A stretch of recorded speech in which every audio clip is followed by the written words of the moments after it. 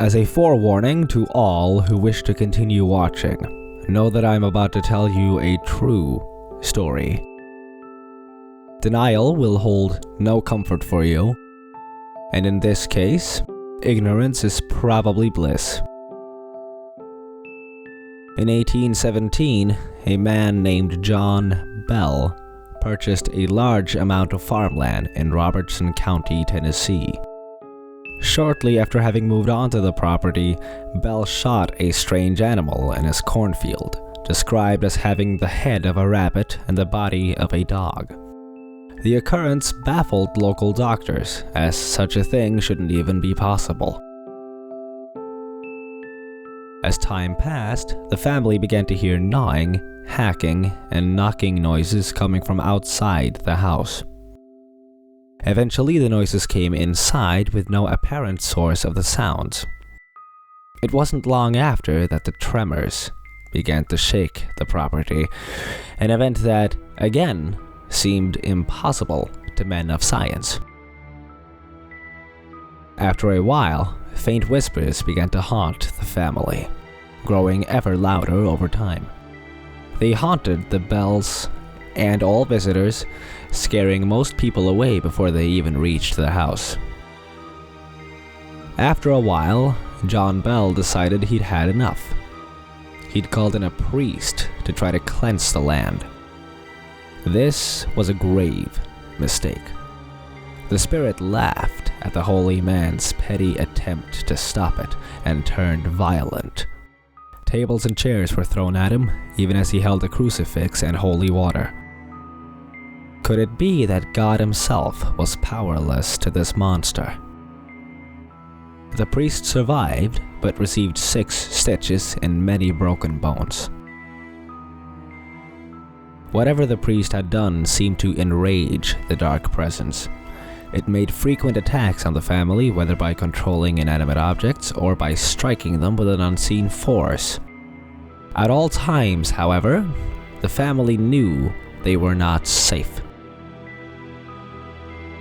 As one can imagine, word of these events traveled quickly. Many visited the farm to see if there really were voices and tremors, but left quickly upon experiencing either. One brave skeptic chose to stay the night, and was welcomed to the guest room in the house. As he was falling asleep, he claimed to have felt a strange presence crawl up next to him in the bed. Frightened, he hastily tried to use his blankets like a net and threw the presence into the fireplace. What happened then is best quoted by John Bell's journal. "I was sharply awakened by the most horrid of screams coming from the guest room. Upon entering the room, they found a trail of blood leading away from the fireplace and outside the room, though the screams remained.